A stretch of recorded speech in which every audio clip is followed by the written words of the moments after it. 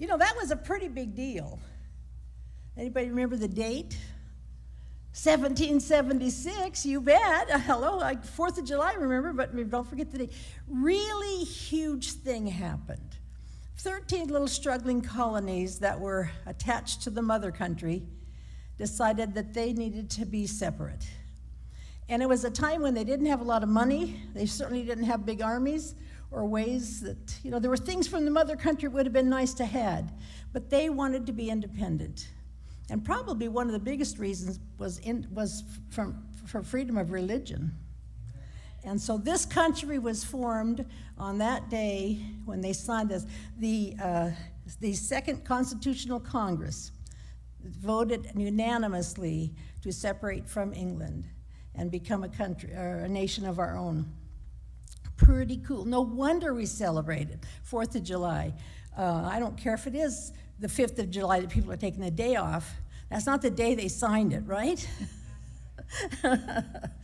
Well, so it was a pretty big deal. It's been 244 years ago.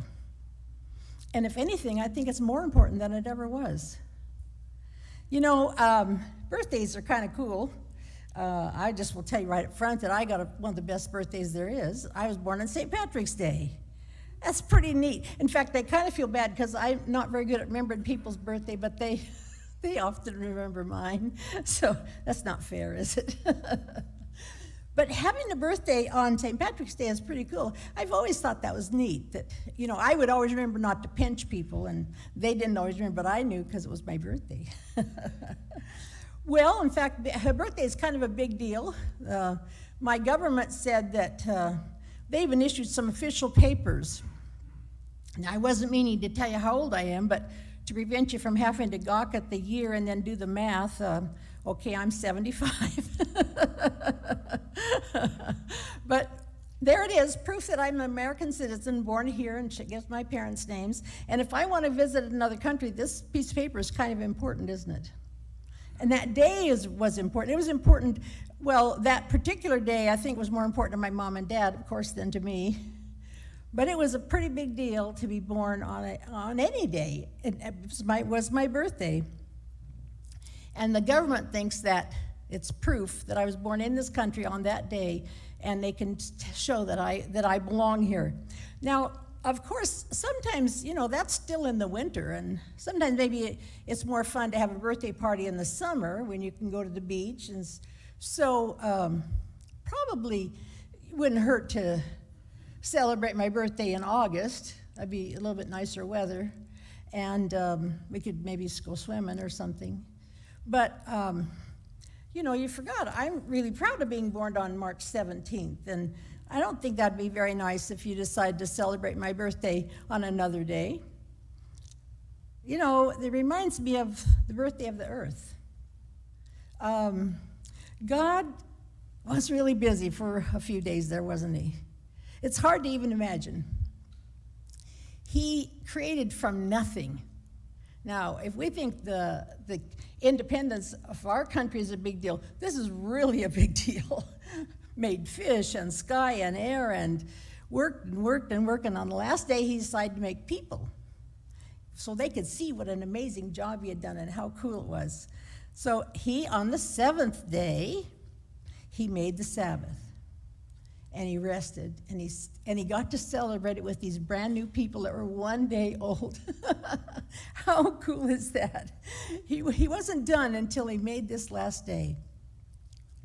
This day was made as a celebration of creation. Well, I guess so. Anything that big should be celebrated. And God said, I need you to make this day special, because he wasn't done until he made the 7th day. And on that day, he only made one thing, which was a day for communicating with him. Well, so guess what? The earth has a birthday. But I like that it doesn't wait every year to celebrate it. Actually, the earth's birthday is every 7 days. Isn't that cool? It took 7 days to build it, so every 7th day, we'll stop and we'll recognize it. In fact, let's take a look at the verse that Jesus gave us in Genesis 2. And it says that by the 7th day, God had finished the work that he had been doing. On the 7th day, he rested from all his work. Boy, you know this one really well, don't you? Then God blessed the seventh day, and made it holy. Right there in the very first part of the book. He gets done making all that stuff, and boom, there he is giving us this Sabbath. He made it holy because, here's the reason, on it he rested from all the work of creating that he had done. So he made a Sabbath day, and he made sure we knew what it was, and he told us why he did it. Well, time went by and things were going well, and one day people totally forgot. In fact, they'd been slaves for 400 years, as I recall, and things weren't going so well on remembering the Sabbath day. And so one day, God met Moses up on the mountain. You know about this. He gave him some really important words. We call it the 10 Commandments. And you know, what's really cool about the 10 Commandments, he didn't just whisper them in Moses' ear, or he actually wrote them on a stone with his finger. That's pretty cool. The guy that made fish and trees used that same finger to write these words in a rock so that we would know how important they were. Well, let's take a look at it. Maybe some of you may know this one by heart. I know there was a time I used to, and then they kept changing versions, you know, and so it changes just a little bit. But let's look at it. Remember, this is Moses getting this message from God, so this isn't the first time it was introduced. He's reminding Moses it's time that we need to remember the Sabbath day to keep it holy. 6 days shalt thou labor and do all thy work, but the seventh is the Sabbath of the Lord your God. In it you shall do no work, not just you, but you and your son, your daughter, your male servant, your female servant, or your cattle, even your dog's supposed to take a nap, or your stranger who is within your gates. You know, it doesn't take very long to chisel in stone, thou shalt not steal. This actually took a little while to write this one, didn't it? Something tells me God's pretty good at that, though. Okay, so then, you know, you want to go, okay, God, I get it, but, you know, why? Well, he went on and kept writing in stone, and he said, for in. That means because.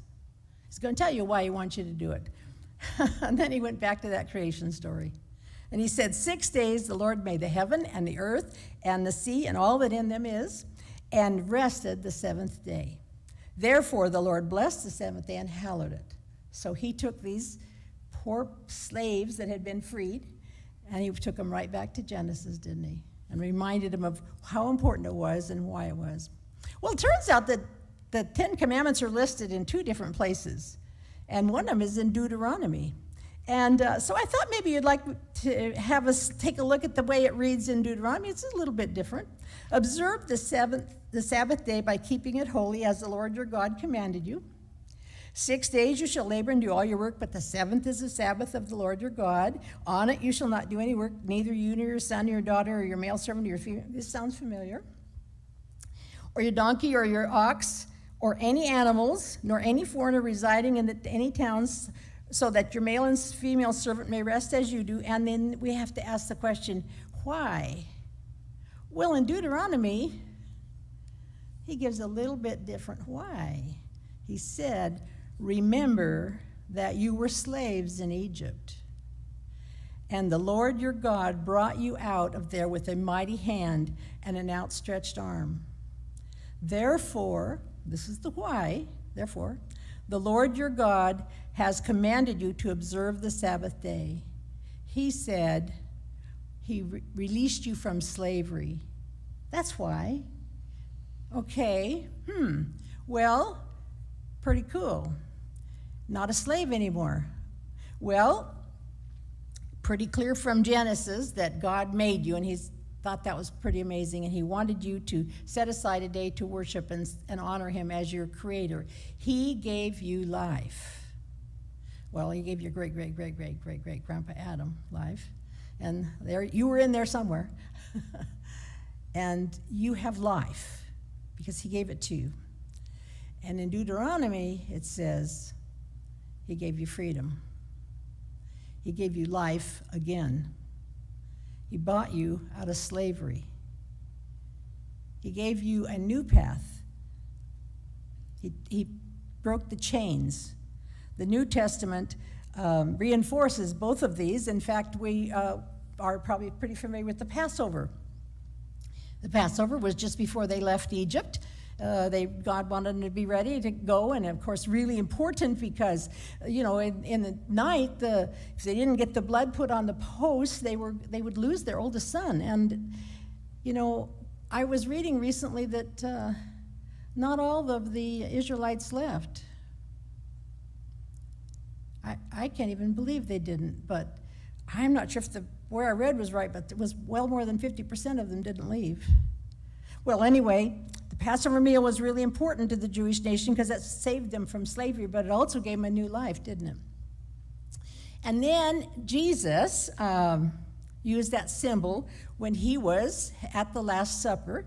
In fact, let's take a comparison of the observance of the Last Supper, or the promises that are pointing to the Messiah, and of course the Passover observance as well. The lamb was without blemish. This was what they had to have before they left Egypt. And Jesus was examined and was found to be without blemish, so we see that. We also know that the lamb's bones were not to be broken. We were told that in the sacrifice. And we know Jesus' bones were not broken also. The blood of the lamb applied, let me go here. Okay, here we go. The blood of the lamb applied to the door saved the Israelites' firstborn. Really, really, really important, especially if you were the firstborn. The blood of Christ saved every one of us. There's a lot of pointing forward to the Messiah in the Passover, isn't there? And no work was to be done on the Passover. The Israelites could not save themselves. That's true, isn't it? They'd been there a long time. If they could have saved themselves, they would have been out of there before then. Even if they could have spent all the night in prayer and begging God to save them, the destroying angel would have broken in upon them, and they would have lost their firstborn son if the blood was not on the doorpost. Pretty serious. The blood of Jesus saves us, not our works. Only our faith in what he has already done for us will save us. Pretty important. Well, when Jesus was here, the Passover was a part of the Jewish traditions, and Jesus thought it was fabulous. In fact, let me tell you what he said about it. He said, "And as they were eating, Jesus took the bread and blessed and broke it and gave it to the disciples and said, 'Take, eat, this is my body.'" He's still alive. And he said, and he took the cup and gave thanks and gave it to them. "Drink from it, all of you, for this is my blood of the new covenant." He's getting them ready for a pretty sad day that's just around the corner, isn't he? "But I say to you, I will not drink of the fruit of the vine from now on until the day when I drink with you in my Father's kingdom." He's waiting. That day hasn't come yet, has it? He's been waiting. Jesus linked the rescue of his people from Egypt and the rescue of his people from sin so that all of them would be evidence and a symbol of giving life. Pretty important. Well, let's go back to Deuteronomy 15 for just a second. Remember that when you were slaves in Egypt and the Lord brought you out, we read this, you could share. "Therefore the Lord also commanded you to observe the seventh-day Sabbath." Okay, pretty important. The Sabbath is therefore a memorial of life. Freedom from slavery and life, of course, to begin with. If the Sabbath is a memorial of life, then, okay, how does the Sabbath keeping improve your relationship with God? Well, big time, let me tell you, because he said, stop. Stop. And that isn't our nature, is it? That isn't our nature to stop. He said, stop so you can hear me.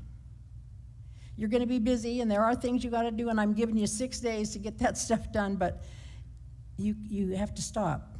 Stop so you can see me and see the amazing things that I have created and the beauty all around you that I have made for you. Stop so you can see it. I had a boy one time when he was in his late teens, and, well, you all have had one of those too, haven't you? And he seemed to be fond of motorcycles. And he thought that Sabbath would be a really great day to be riding. And of course, he's learning stuff, and by the way, he's doing just fine. But I used to wonder how well you can see stuff at 60 miles an hour. Nature is. Well, anyway, we won't pick on him anymore. Stop so you can fellowship with other kids of my kids. Hello, here we are today. You know, some of my very closest friends are people that are in my church. And if I didn't go to my church and get to know my people, I probably wouldn't have any friends hardly at all. You know, there's a special bond, isn't there? Cool. Stop so you can see where there's a need for others. And stop and give your body a rest. It's okay to stop. It's okay. I told you a little story about my dad. What was interesting about him was that he was Seventh-day Adventist in a fishing fleet, and there weren't many of them, in fact, very few. And he had a little bunch of fishermen he fished with, and of course, they're always in communication with each other on the Citizens Band radio to make sure that they were staying on top of the fish, because, you know, the fish move, and they want to catch, and so, boy, being a fisherman's a hard job. But Frank, he's the craziest guy. Every Saturday, he'd go find a place to throw anchor. It didn't matter how hot the fishing was. As a matter of fact, it usually took him Sunday, Monday, Tuesday, Wednesday to catch up with the fleet and get back on the hot fishing. And then Friday night, he'd head for the cove. You know, they kind of thought my dad was a little weird. Some of you have heard me tell the story of the shipwreck of my father and mother, and how God miraculously saved them. And one day they discovered that my dad's God was pretty amazing, and he had an opportunity to show that. But he was a witness in an odd way. And what's interesting is those other fishermen that spent those 12 days, 15 days in a row fishing their little hearts out, getting their boat full, when they would take it into the dock and unload the fish, boy, that felt good. They deserved about 3 or 4 days in the tavern. You know what I'm talking about, don't you? Okay. So I'm pretty sure my dad did all right fishing. Put 4 kids through church school, and yeah, proud of my daddy. But, you know, people could say, well, why didn't you take off Wednesday if that's when the fish were done? No, because God said there's a birthday of this earth, and it's not Wednesday. I have a special day. Perhaps you've heard the saying, working as hard as a beaver. Maybe you've seen this on the internet. I thought it was pretty cool. There's a guy named Larry Cole from Oregon who found a beaver pond out in the middle of nowhere, and apparently he drove by it all the time, and he was a Seventh-day Adventist, and he happened to notice that the beavers were working hard as a beaver, sure enough, except on Saturday. And there was no beavers to be seen. I think they were taking a nap. Anyway, he thought it was pretty funny, and over a period of years, he kept a track of them, and sure enough, every seventh day, I don't think this proves anything, but I just thought it was a great story, and it's a true story. Larry Cole is his name. You can look it up on the internet. Unfortunately, most of our religious fellows, brethren, have decided that it didn't matter what day, and they picked a different day. And an awful lot of them have forgotten. Didn't really matter. Really? I thought these verses we read were kind of clear. The commandment said to remember, and, I wonder why. Well, I have to tell you that when I was 55, so you've already done the math, that'd be 20 years ago, I found myself, due to an injury, out of my career. Looking for a brand new career. That's not fun at 55. Anyway, I enjoyed sales and So we have a local manufactured home down there in Woodland, big lot there, and I thought, well, that'd be kind of fun to sell manufactured homes. I like houses and how they work, and that'd be kind of a cool job. So I went down and interviewed, and they were pretty interested, and so the next thing you know, I'm invited back, and this time there's a couple of other guys there. I was interested in a sales position, but they're starting talking about a management position that they had open that I didn't know anything about. And I realized, oh, they're thinking about management, and I thought, well, I think that'd be kind of cool. Yeah, I think I'd like that. So next thing you know, I'm in front of 6 people, and they're talking to me, and I guess that went okay, because pretty soon I'm invited down to Portland to meet with their attorneys and this bunch of guys I've been talking to, and they were ready to make an offer for me. Well, it was actually quite a astounding offer. You know, it has what we call 6 figures in it. I guess 20 years ago that was more important than it is today, but anyway, 20 years ago was a lot. And so wow, that would be nice. And so I just, the Sabbath hadn't come up because it didn't appear that it would need to be, and besides, if you're the manager, you surely wouldn't, you know. So, but just before I got ready to sign on anything, I said, I just wanted to make sure that there won't be any problem with having Saturdays off. Well, Saturday, what do you want that off for? Well, that's the Sabbath, and I observe the Sabbath, and that's not a day I can be available to help with what's going on. Oh, well, I don't know. Don't worry. I have news for you. And one of the guys in there happened to be apparently their most religious guy. He said, I keep Sunday. And I don't like to work on Sunday either. And he said, I have to tell you, I've been working with this company for like 15 years, and I bet I know no more than 2 times a year do I have to work on Sunday. Well, that wasn't the answer I was looking for, was it? And so I said, this is a great opportunity, and I'm positive you'll find the right person for this job, but it's not me. And then I got home, and the next day the phone rang, and it was this most religious guy. And he said they wanted me to just talk to you a little bit about that. I thought it was pretty much an open shut case, personally. And anyway, they said, and he started telling me about his faith and how much important it was, and to be in church on Sunday and so forth. And I just said, if he just hadn't written it in stone.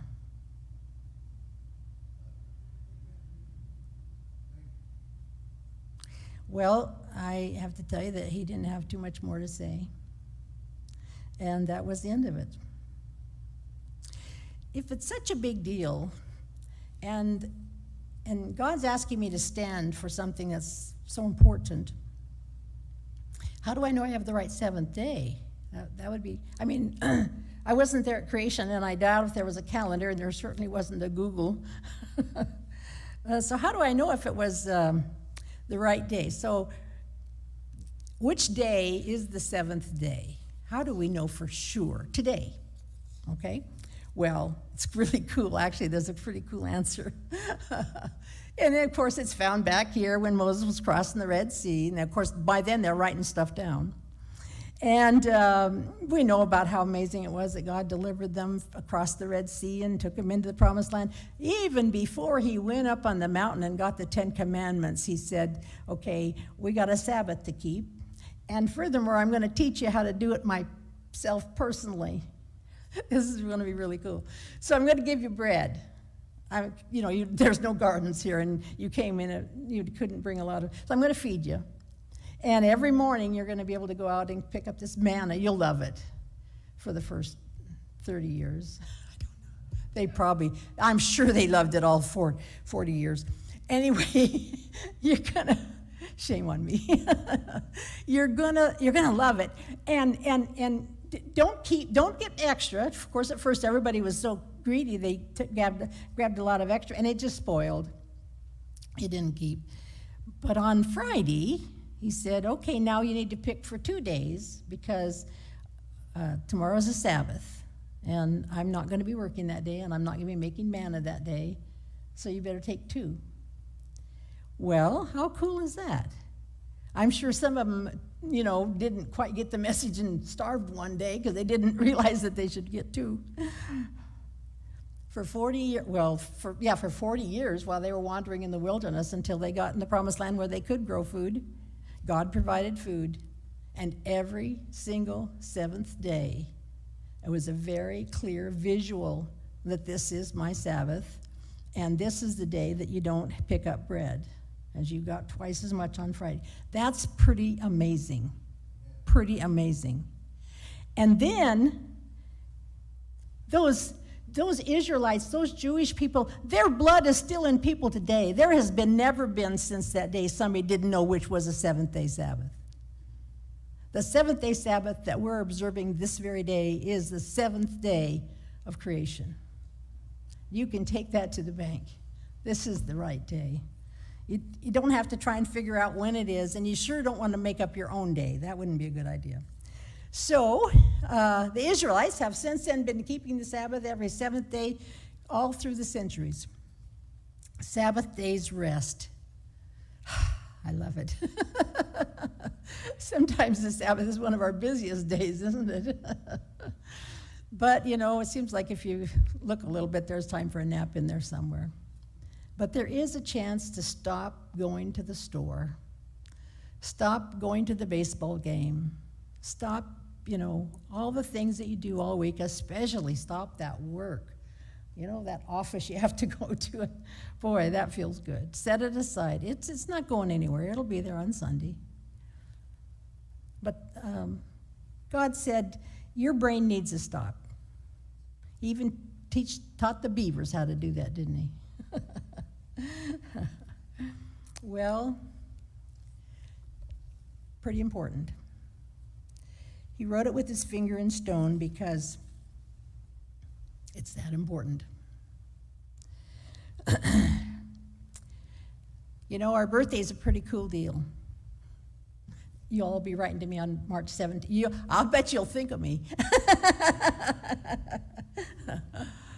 But it's a birthday of God, the 7th day, every week. It's a celebration of life. Life in the first place and life in the second place. It's a reminder of who's really in charge of your life. Just for the record, it ain't you. Rest is not simply believing the gospel of Jesus, it's turning everything over to him. Rest is actually an action word. Did you know that? Thank you, God. I give it to you. Trusting that he will handle it for you. And you can almost hear him saying, thank you, girl, I got your back.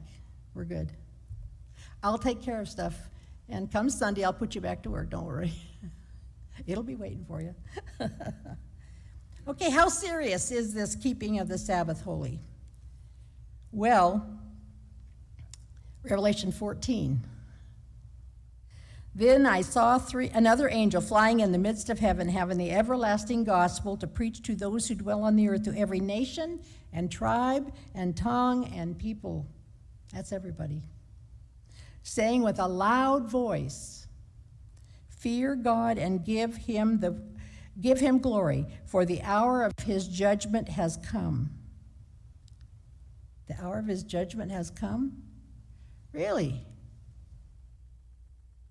Is there any signs around that you've seen in the last, let's just say year, that makes you think that might be a lot closer than maybe the year before? Absolutely is right. I went to, I think I got a slide here. Okay, well, and worship him who made the heaven and the earth and the sea and the springs of water. Worship him as what? Creator. The guy that made everything. Time to get back to that. So what's the most important part of this message? If you're listening to this message and had to pass it on to others, what would you want to be sure that they knew? Worship him. It's really, really important. It was always important. But if you're living today, I can't promise that he won't come this year or tomorrow. I used to think I'd probably be dead and gone, but I'm starting to think I won't be. I'm seeing stuff that I didn't think I'd ever see. I went up to a Ross, the Dress for Less company, and it was last fall, and it was in Gateway. You know where that's at. You just go across the freeway, a long ways from downtown. There was plywood over every ounce of it except a teeny little opening that you could get through a door, and there was a big sign that said, "We are open." Why'd they have all that plywood on their store out in Gateway? Because they saw what was happening downtown in Portland, and that's our very closest city, big city. Something's wrong with this world. And God's not going to make us stay here a lot longer, I don't think. There it is. Okay, one more look at that. In the beginning, God created the heaven and the earth. It's a birthday. God thinks it's important. He wants you to remember him. He wants you to stop, and he asks you. 3 angels said it, plain and clear. The 10 Commandments and the law and the faith of Jesus. Then here is the patience of the saints. Here are those who keep the commandments of God and have the faith of Jesus. That's really clear. He loves you.